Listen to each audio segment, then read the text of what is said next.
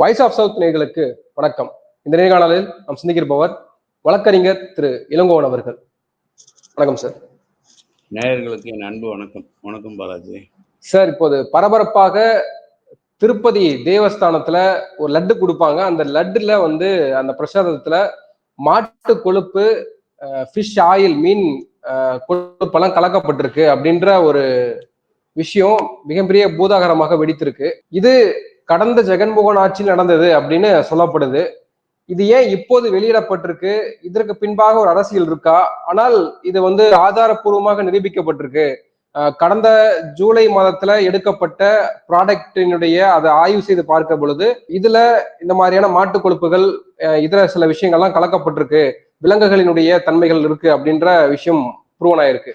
அப்போ நம்ம இது எப்படி எடுத்துக்கிறது? இந்த விவகாரத்தை அரசியல் ரீதியாக பார்க்க வேண்டிய தேவை இருக்கிறதா, அல்லது இதுல ஒரு புனிதத்தன்மையை கெடுத்துட்டாங்க அப்படின்னு நம்ம பார்க்கணுமா? நீங்க எப்படி இதை புரிஞ்சுக்கிறீங்க? அடிப்படையா ஒரு செய்தி வந்தாலே பள்ளிக்கூடத்துல இருந்து நமக்கு என்ன சொல்லி கொடுப்பாங்க அப்படின்னா, இந்த கேள்வி கேட்கிற வாசகங்கள் வாட், வேர், ஹவு, விச் அப்படின்ற மாதிரி ஆங்கிலத்தில் சொல்லித்தர மாதிரி எது, ஏன், எப்போ, எந்த நேரத்துல, யாரால், இப்படியான சில கேள்விகளை நம்ம கேட்டோம்னா நம்மால ஒரு செய்தியை புரிந்து கொள்வதற்கு அது வசதியா இருக்கும்.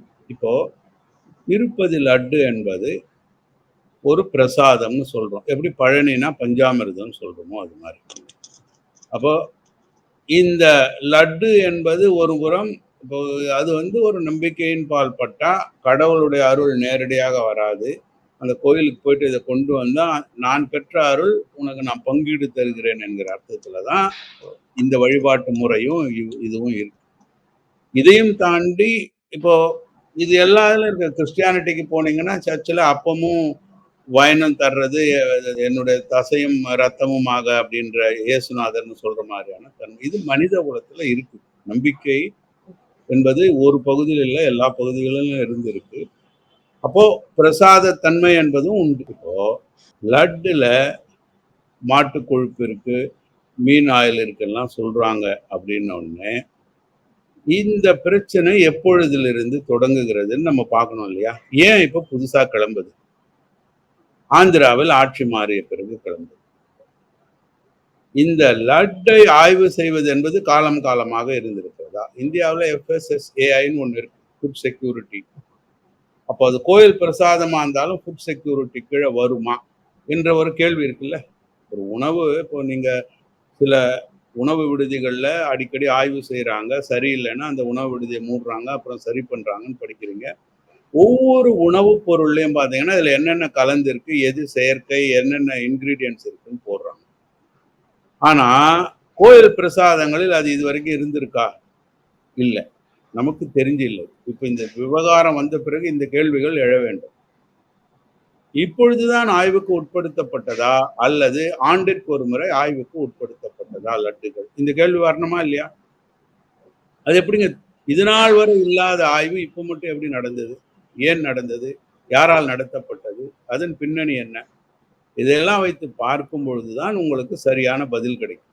எனக்கு தெரிந்தவரை இது முழுக்க முழுக்க RSSன் அரசியல் பின்னணி கொண்ட ஒரு செய்தி அப்படிதான் நான் நினைக்கிறேன். இல்ல, இப்போ திருப்பதி இருங்க, இன்னும் 5 வருடங்களுக்கு ராமர் கோயில் பின்னணியில இருந்து வரும்பொழுதே ஒரு வகையான சந்தேக உணர்வு இந்தியாவில் எழுப்பப்பட்டது. ஏன்னா உங்களுக்கு உலகம் முழுக்கவும் திருப்பதி கோயிலுக்கென ஒரு மரியாதை இருக்கிறது, அல்லது ஒரு பெயர் இருக்கிறது, அல்லது ஒரு விருப்பம் இருக்கு. நீங்க கடவுள் நம்பிக்கை இருந்தாலும் சரி, இல்லாவிட்டாலும் சரி, திருப்பதி வாப்பா போலான்னா போயிட்டு வரவங்க பல பேர் இருக்காங்க. ஏன்னா அங்க போயிட்டு பெருசா விழுந்து கும்பிட்டு எல்லாம் ஒன்றும் இல்லை, சும்மா உள்ள போயிட்டு வர்றதுக்கு ஒரு நிமிஷம் கூட நேரம் இல்லை. ஆனாலும் பார்த்தீங்கன்னா ஆயிரக்கணக்கில் லட்சக்கணக்கில் இருக்கிறாங்கன்னா இது எல்லாரும் போற இடத்துக்கு நான் ஒன்று போகணும் இல்லை அந்த மாதிரி. ஆனால் ஒரு மனித இதையும் தாண்டி வட இந்தியாவிலிருந்து உங்க பேர் கொண்டது தான் அவங்க சொல்லுவாங்க. பெருமாள்னு சொல்ல மாட்டாங்க, பாலாஜின்னு தான் சொல்லுவாங்க. பெருமாள் கோயில் வட இந்தியாவிலிருந்து பெரும்பான்மையோர் அந்த கோயிலுக்கு போறதுன்றது வழக்கமா இருக்கு. இது இப்படியே நிக்கட்டும். ராமர் கோயிலால என்ன லாபம் மக்கள் கேட்ட பொழுது அங்க 5 லட்சம் பேர் வராங்க, இதனால சுண்டல் விற்கும், அது விற்கும், இது விற்கும், வியாபாரம் பெருகும்னு ஒன்று சொன்னாங்க இல்லைங்களா? அப்போ கோயில் என்பதை வியாபார நோக்கத்தில் வளர்த்தெடுக்க வேண்டும் என்கிற ஒரு நோக்கம் கொண்டவர்களுக்கு தென்னிந்தியாவில் உள்ள ஒரு கோவிலை இல்லாமல் செய்யக்கூடிய ஒரு எண்ணமும் இருக்கலாம். இந்த எண்ணத்தோடு ஒத்துப்போவர்கள் இப்ப பாத்தீங்கன்னா லட்டுல மீன் ஆயில் இருந்ததுன்னு ஒன்று. மீன் ஆயில் எங்கேருந்து வரும்? மாட்டு கொழுப்பு இருந்தது என்ன ஒண்ணு, திண்டுக்கல்லில் இருந்து டன் கணக்குல பால் அனுப்பினார்கள் அப்படின்னு ஒரு நிறுவனத்துல வாங்கியிருக்காங்க பால் அப்படின்னு சொல்றாங்க. உடனே அவங்களுக்கான ஆர்டரை நிறுத்துறாங்க. ஏன் நிறுத்துறீங்க? பால் அவங்க அனுப்பினாங்க, சரி, அது ஒன்றும் கெட்டு போன பாலாக இது வரைக்கும் இல்லை. எதனால அந்த பாலை உடனடியா நிறுத்துறீங்க? இப்போ உடனே இல்ல இன்னொரு அந்த பக்கமா பால்ல ஆய்வு செய்த பிறகுதான் அந்த பால்ல தான் மாட்டு கொழுப்பும் ஃபிஷ் ஆயிலும் கலக்கப்பட்டிருக்கு. இந்தியன் இப்போ டெய்ரி டெவலப்மெண்ட் தான் அதை ப்ரூவன் ஆயிருக்கு. இல்ல, இப்போ என்ன கேள்வி என்னன்னா, அந்த பால்ல இவைகளை சேர்த்தா பால் கெடாதா? எனக்கு தெரியல. ம். கெமிக்கலாவும் சயின்டிபிக்காவும் இதுக்கு நான் தெரிஞ்ச பதில சொல்ல, இயற்கையா வரக்கூடிய ஒரு கேள்வியோட மட்டும் நிறுத்துறேன். நான் ஆய்வு அந்த கேள்விக்கு பதில் தேடும் பொழுது ஆம் இல்லைன்னு எனக்கு கிடைக்கும். ஸோ பாலில் ஆயிலை கலக்கும் பொழுது அந்த பால் கெடாதா? கேள்வி. பால்ல சரியில்லாத தண்ணியை ஊத்தினாலே கெடும். ஸோ பாலை வந்து எந்த அளவுக்கு பத்திரமா வச்சிருக்கணும்ன்ற பாதுகாப்பு அம்சங்கள் இருக்கு. சரிங்களா? அப்போ பால்ல மீன் ஆயில் இருந்ததுன்னு சொல்ற அளவிற்கு என்றால், இப்போ இது எங்க ஆய்வு பண்ணீங்க? ஃபேக்டரியா? திண்டுக்கல் ஃபேக்டரியா? இப்போ 2 விஷயம் இருக்கு இல்லைங்க. ஒண்ணு வண்டியை நடுவழியில நிறுத்தி ஆய்வு செய்யலாம். அல்லது திண்டுக்கல் ஃபேக்டரியில ஆய்வு செய்யலாம். அல்லது எங்கோ ஒரு இடத்துல லட்டு செய்யற தயாரிப்பு இடத்துல நீங்க அந்த பால் கலக்கப்படும் பொழுது ஆய்வு செய்யலாம் இல்லைங்களா? அப்போ இதுக்கு இடையில என்ன நடந்ததுன்னு எவ்வளவோ விஷயங்கள் இருக்குல்ல.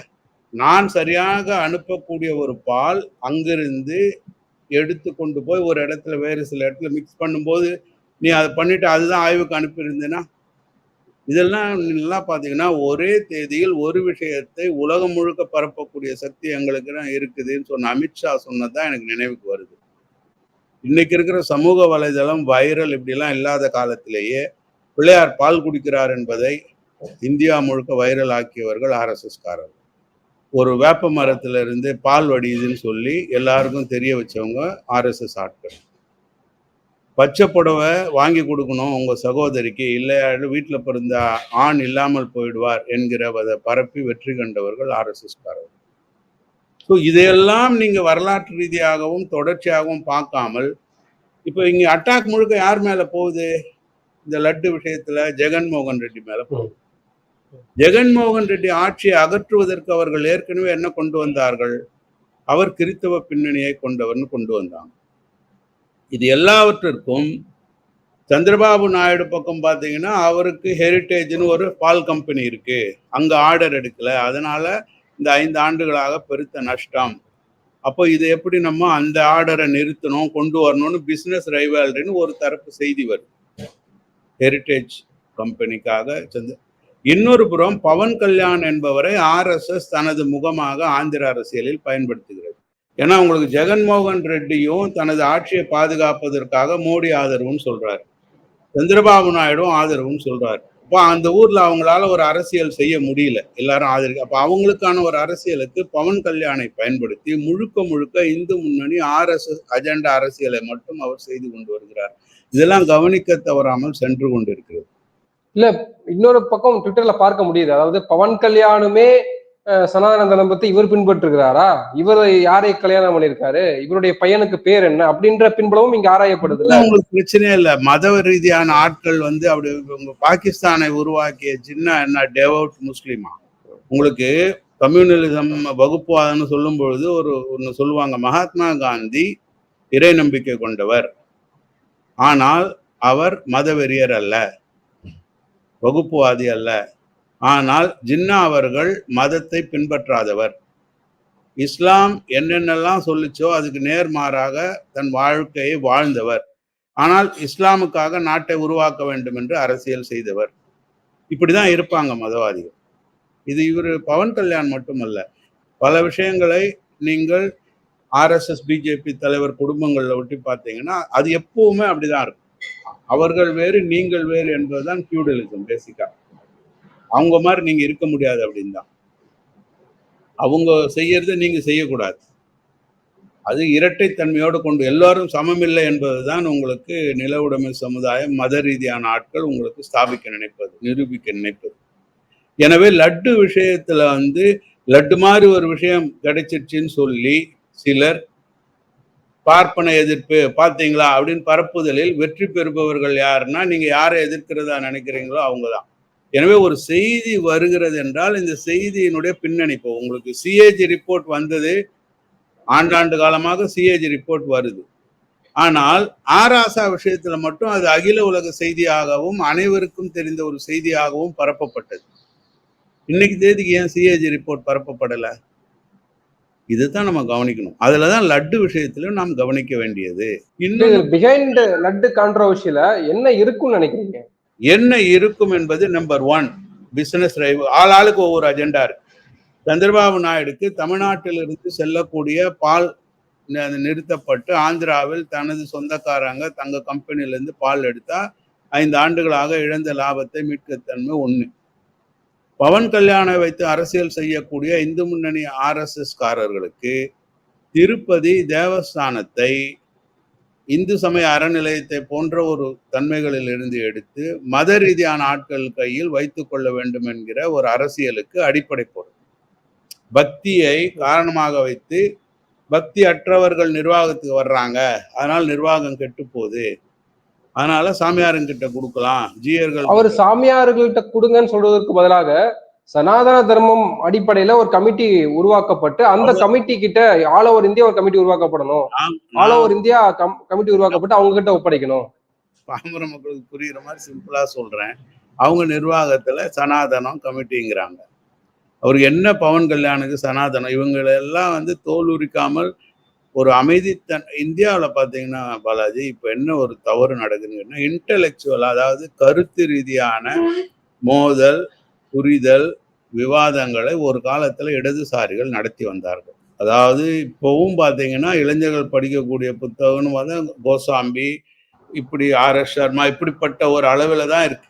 இந்த 90க்கு பிறகு கடந்த 30 ஆண்டுகளாக ஒரு இடதுசாரி இன்டலெக்சுவல் தாக்குதல் என்பது சனாதனத்துக்கு எதிராக இந்தியாவில் இல்லாமலே போயிடுச்சு. நல்லா கவனிங்க. அப்போ இன்றைக்கு சனாதனம் என்று ஒரு சொல்லிட்டு அப்படியே எஸ்கேப் ஆயிட்டு போறாங்க. ஆனால் அது என்ன, அதன் மூலம் என்ன தவறு என்று பேசக்கூடிய தன்மைகள் உள்ளவர்கள் அடங்கி விட்டார்கள், இல்லாமல் போய்விட்டார்கள், அல்லது அந்த அறிவை இந்த காலகட்டத்திற்கு வரைக்கும் எடுத்து செல்ல தவறிவிட்டார்கள். எல்லாம் பழச வச்சு பெரியார் வச்சுதானே தமிழ்நாட்டிலே ஓட்டிட்டு இருக்காங்க. பெரியாருக்கு பிறகு அதே கருத்தை நீங்களும் நானும் புரிந்து கொள்ளக்கூடிய 20 வயது 30 வயது நபர் ஒருவர் எடுத்து சொல்ல ஆள் இல்லையே. ஆனா உங்களுக்கு சனாதனத்துக்கு மகாவிஷ்ணுவை கூட்டி பண்றீங்கல்ல, இதெல்லாம் சாதாரண விஷயம் இல்லை. இப்ப நான் என்னை ஒட்டியே பாக்குறேன். என் சொந்த கிராமத்தில் கூட பள்ளிக்கூடத்திற்கு என்னைக்கு அழைக்க முடியாது, அப்படி வச்சிருப்பாங்க. நான் படிச்ச பள்ளிக்கூடத்துல கூட ஒரு சாதாரணமா நம்ம பள்ளிக்கூடத்துல படிச்சாரு, ஒரு வழக்கறிஞர் ஆனாரு, நீங்க படிக்கணும்னு நினைக்கிறீங்க, அவர் எப்படி இருந்தாரு, வறுமையில் இருந்தாரா, செழுமையில் இருந்தாரா, படிச்சாரா, ஒரு மாடல் கிடையவே கிடையாது. ஆனால் ஒன்றும் தெரியாத ஒரு ஆளை கூட்டு வந்து ஆயிரக்கணக்கான மாணவ மாணவிகளை உட்கார வச்சு பாடம் நடத்துறாங்க. இந்த டிசைன் எனக்கு ஏன் புரியுதுன்னா, எனக்கு இருக்கிற பார்வையில இந்த தவறு தெரியுது. இதுல ஒரு டிசைன் இருக்குன்னு நான் சொல்றேன். இது அங்கங்க நடந்து கொண்டு இருக்கிறது. இப்போ ஒரு பிசினஸ் ரைவல்ரிக்காக ரொம்ப சென்சிட்டிவான இஷ்யூ இல்லையா? அதாவது நான் என்னன்னா, பெருமாள் பக்தர்கள் யாரும் ரோட்ல வந்து வாந்தி எடுத்த மாதிரி செய்தி இல்லையா? கவனிங்க. மாட்டுக்கொழுப்பு 5 வருஷமா சாப்பிட்ட மாதிரி சொல்லக்கூடிய ஒரு இடத்துல அங்க லட்டு தயார் பண்ண ஒரு ஆளும் ஐயோ நான் மாட்டுக்கொழுப்பை தீண்டிட்டுனான்னு தற்கொலை பண்ணிக்கலையே, இல்ல அவர் வீட்டுல போய் கையில இருக்கிற தோல். அப்போ இது புரிந்து கொள்ளுங்கள் என்று நான். இந்த பாதிப்பு யாருக்கு வந்தது? யாருக்குமே வரலையே. பதறல. அரசியல்வாதிகளுக்கு மட்டும் இல்ல இருக்கு. பவன் கல்யாணும் சந்திரபாபு நாயுடு தான் இதை ஹைலைட் பண்றாங்க. இது ஒரு தேசத்திற்கான செயல் அல்ல. துண்டு துண்டாக ஒவ்வொரு நம்பிக்கைக்கும் ஒவ்வொரு கோயிலுக்கும் ஆளை இது பண்ணி உங்களுக்கு, அதுதான் நான் சொல்ல வர்றது. ஆர்எஸ்எஸ் இயக்கம் என்பது ஒன்றுபட்ட ஒரு இந்தியாவிற்கான இயக்கம் அல்ல. இந்தியாவை துண்டு போடுற இயக்கம். ஆனால் ஆதிக்கம் அவங்க கையில இருக்கிறத பார்த்துப்பாங்க. தெருக்கூத்துகள்ல வர வசனம் போல அவனி 56 தேசம்பாங்க. அந்த 56 தேசமும் இவங்களதான் ராஜகுருவா வச்சிருக்கோம். புரியுதுங்களா? இது நடந்தது தானே இந்தியாவில். நான் எதையும் புதுசா கற்பனை பண்ணி சொல்லலையே.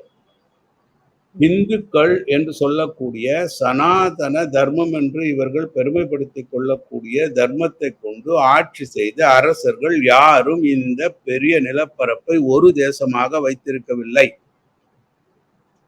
இந்த தேசம் ஒரு பெரு நிலப்பரப்பாக ஒன்றாக அதிகமாக மாறியது என்றால் முகலாயர்கள் என்று நம்ம சொல்லக்கூடிய அரேபியர்கள் என்னென்ன மேற்கு திசையில் இருந்து இந்த நாட்டை பிடித்து ஆள விரும்பியவர்கள். அவுரங்கசீப் தானே கடைசியா சொல்றீங்க. அதற்கு அடுத்து ஆங்கிலேயர்கள். ஆங்கிலேயர்கள் கூட 500 சமஸ்தானத்தை தனியா விட்டு வச்சாங்க. தங்களிடம் சேர்த்துக்கல. என்கிட்ட வந்திருப்பா, நீ ஒன்றும் கப்பம் தர வேணாம், நீ எனக்கு நேரடி பார்வையில வான்னு சொல்லல. அங்கங்க மன்னர்களை ஆள விட்டாங்க. ஆனால் ஒன்றுபட்ட இந்தியா தான் இந்த நிலப்பரப்பை ஒரு தேசமாக ஒரு அரசமைப்பு சட்டத்தினை கொண்டு வந்து அனைவரும் சமம் என்கிற நிலைமைக்கு சட்ட ரீதியாக படிப்படியாக நம்மளை கொண்டு போயிட்டு இருக்கு. இதை உடைக்கிறார்கள் என்பதுதான் நம்ம RSS எதிராக சொல்றோம். இதுதான் இந்த குடியரசுக்கு எதிரான அரசியல். இது இந்து மதத்துக்கு எதிரான அரசியல் அல்ல. ஆனால் அவங்க என்ன திரிக்கிறாங்க அப்படின்னா, இது இந்து மதத்துக்கு எதிரான அரசியல்னு திரிக்கிறாங்க இந்த குடியரசு, இந்த மதச்சார்பின்மை அரசை. அதன் மூலமாக உங்க நம்பிக்கைகளை பயன்படுத்தி இந்த மாதிரி துண்டு துண்டா அப்பப்போ ஒன்னொன்னா கொண்டு வந்து இதுல உள்ள டிசைனு தினசரி உழைக்கிற ஒரு பக்தனுக்கு என்னங்க தெரியும் இதன் பின்னாடி உள்ள அரசியல்? முழு நேரம் மீடியாவில் இருக்கிறவர்களுக்கே இதனுடைய முழு அரசியல் தெரியலையே. யாருமே கொண்டு வந்து பின்னணி என்னன்னு இது வரைக்கும் நமக்கு தகவல் சொல்லலையே.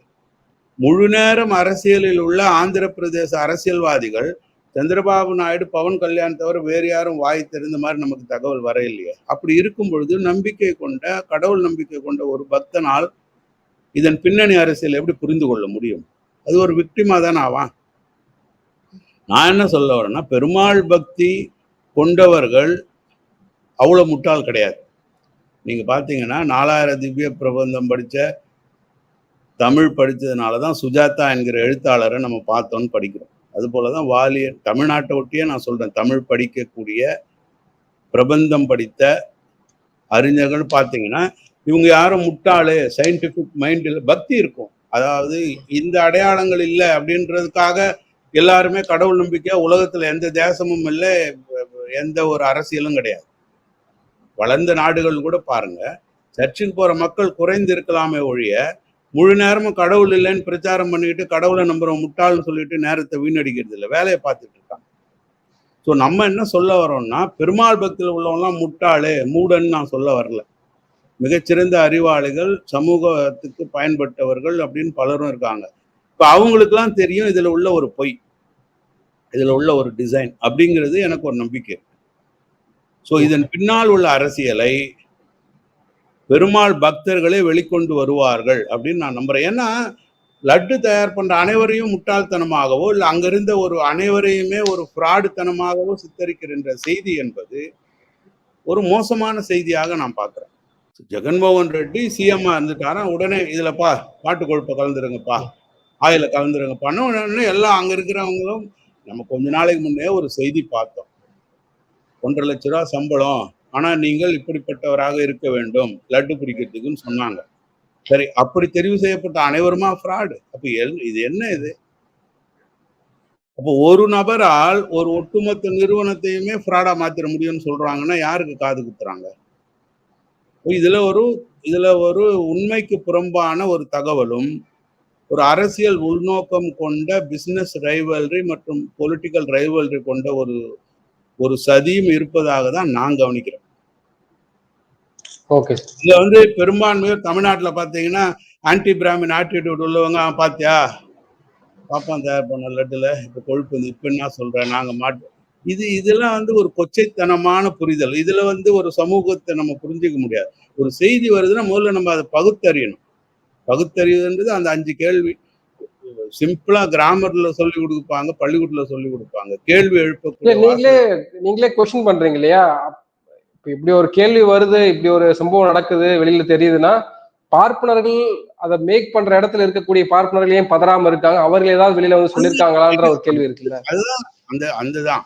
அப்போ தங்களையே குற்றம் சாட்ட ஒரு இடத்துல அதெல்லாம் இல்லைன்னு சொல்லி யாரும் அதிர்ச்சியில வெளியில வரலையே, அமைதியா இருக்காங்களா? அப்ப அவங்களுக்கு தெரியுது இல்ல சும்மா இருப்பது வேற டிசைன். அப்படிதான் நம்ம எடுத்துக்கணும்ன்றேன். ம். இது வேற காரணத்துக்காக சொல்ல, நம்மளெல்லாம் ஒன்றும் ஆகாது, இது நமக்கு இல்லை, நமக்கு தான் நல்லது நடக்க போகுது, சும்மா இரு அப்படிதான் சொல்லுவாங்க. இருக்கலாம் இல்லையான்றேன் நான். ஸோ அப்போ நாம என்ன சொல்ல வரோம்னா, இந்த கேள்விகளுக்கான பதிலில் தான் இதனோட உண்மை தெரிய வரும். எனவே நம்ம கேள்விகளை சரியாக எழுப்புதல் தேவை என்பதுதான் இதுல நான் சொல்ல வர்றது. பதில் என்பதை விட இதில் நாம் எழுப்பக்கூடிய கேள்விகளும் அதற்கு நாம் கண்டுபிடிக்கக்கூடிய விடைகளும் தான் இந்த மர்ம முடிச்சை அவிழ்க்கும். அந்த மர்ம முடிச்சு அவிழ்ந்த பிறகு அந்த உண்மைத்தன்மையை நம்ம அதுக்கப்புறமா வேறு விதமா புரிந்து கொள்ளலாம், விவாதிக்கலாம் அப்படின்றது தான் என்னுடைய கருத்து. நன்றி சார், நன்றி. நிறைய விஷயங்களை தெளிவுபடுத்திருக்கீங்க. உங்க நேரத்துக்கு மிக்க நன்றி. நன்றி.